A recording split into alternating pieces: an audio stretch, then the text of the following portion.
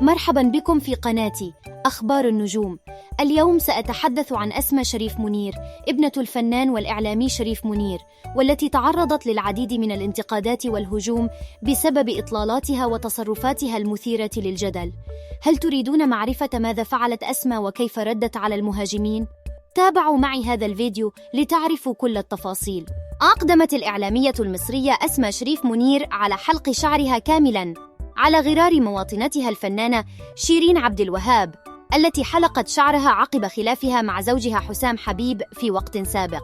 أثارت أسماء الجدل بحلاقة شعرها بالكامل وظهورها بدون شعر على حساباتها على مواقع التواصل الاجتماعي.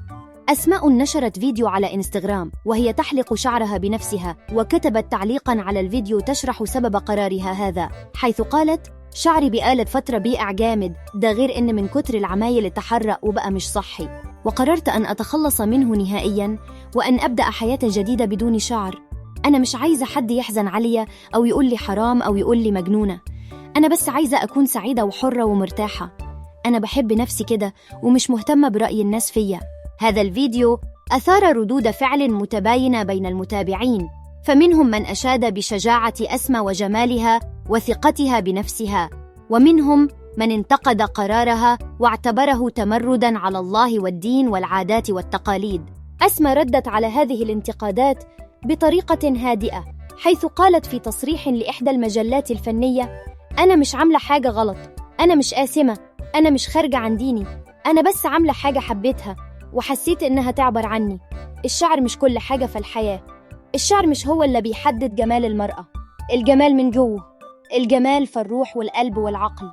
وفي شهر تشرين الثاني عام 2021 فاجأت الفنانة المصرية شيرين عبد الوهاب جمهورها بعد أن ظهرت حليقة الرأس بشكل كامل، وقالت صاحبة يا ليل خلال استضافتها في برنامج صاحبة السعادة في وقت سابق إنها اتخذت هذه الخطوة بعد قراءة أحد الكتب. وعلقت الفنانة المصرية: اللي أنا عملته علم النفس اتكلم عنه وقام بتحليله بشكل جيد، مشيرة إلى أنها قرأت كتاباً يؤكد أن حلاقة المرأة لشعرها هو بداية عهد جديد تفتحه مع نفسها. كما أضافت: أنا فعلاً فتحت صفحة جديدة وكأني بغسل نفسي. وعبرت عن حبها لشعرها السابق شعري، لكن أشارت إلى أن الشعر الجديد طلع لذيذ. وتابعت: أنا شخص طول الوقت بشتكي من نفسيتي، لكن من شهرين حاسة إني مولودة من جديد، مفيش لوم، في ضحك وهزار ودلع. أسماء شريف منير هي فنانة وإعلامية مصرية، تخرجت من كلية الإعلام جامعة القاهرة، وشاركت في بعض الأعمال الفنية مثل فيلم حسن وبقلظ ومسلسل إجازة مفتوحة، كما قدمت بعض البرامج التلفزيونية مثل أسماء في أسبوع وأسماء شو. أسماء تحظى بشعبية كبيرة على مواقع التواصل الاجتماعي، حيث تمتلك حسابات نشطة على إنستغرام وفيسبوك وتويتر وسناب شات، وتحصد ملايين المشاهدات والإعجابات على منشوراتها. ولكن أسماء لم تكن دائما محبوبة من قبل الجمهور، فقد تعرضت للكثير من الانتقادات والهجوم بسبب بعض إطلالاتها وتصرفاتها التي اعتبرها البعض غير لائقة أو غير محتشمة أو غير محترمة.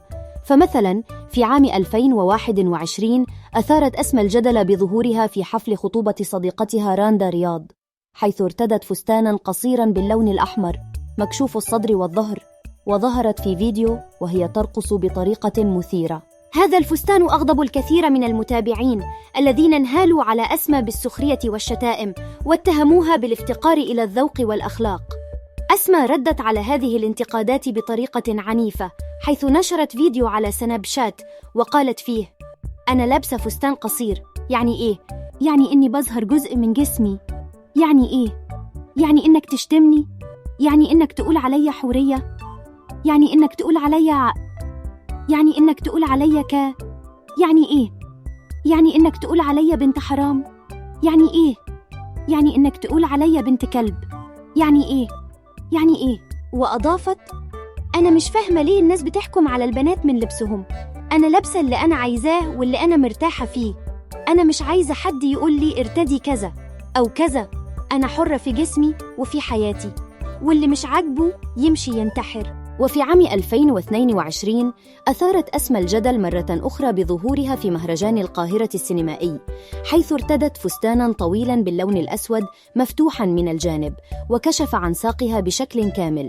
هذا الفستان أثار استغراب الكثير من المتابعين الذين اعتبروه غير مناسب لحضور مهرجان فني راق، وانتقدوا أسمى بأنها تحاول التقليد والتفوق على الفستان الشهير الذي ارتدته الفنانة أنجلينا جولي في حفل توزيع جوائز الأوسكار عام 2012. أسمى ردت على هذه الانتقادات بطريقة ساخرة، حيث قالت في تصريح لإحدى المواقع الإخبارية: هو إيه الدرس كود ده؟ أنا مش عارفة، وكل الناس بتكلمنا عليه. أنا ما عملتش حاجة ولابسة فستان عادي جدا وسيمبل لكن مثير للجدل. وأضافت: أصلاً أنجلينا جولي مش هي اللي اخترعت فستان كده، دي فكرة قديمة جدا، وأصلاً أنجلينا جولي مش قدوتها شيرها المغنية والممثلة الأمريكية التي اشتهرت بإطلالاتها المثيرة والغريبة.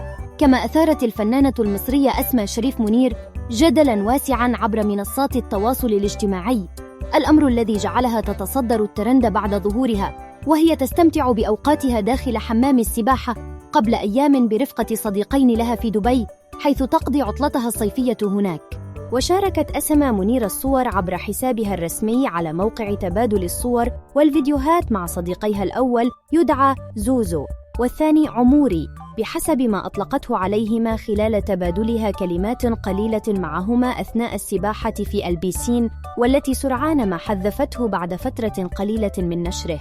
هذه بعض من الأحداث التي شغلت الرأي العام في عام 2023، والتي كانت بطلتها أسمى شريف منير، التي لم تخف شخصيتها المتمردة والجريئة، والتي لم تخضع لضغوط المجتمع أو للصورة المثالية التي يريدها البعض لابنة فنان مشهور. أسماء استطاعت أن تثبت نفسها كفنانة وإعلامية موهوبة، وأن تكسب قلوب الكثير من المحبين الذين يقدرون شجاعتها وصراحتها. هل أنتم من المؤيدين أم المعارضين لأسمى شريف منير؟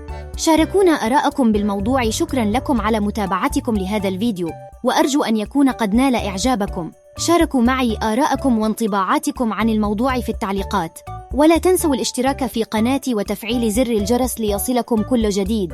وإذا كنتم تحبون مشاهدة فيديوهات أخرى عن نجومكم المفضلين، يمكنكم زيارة القناة. دمتم في رعاية الله.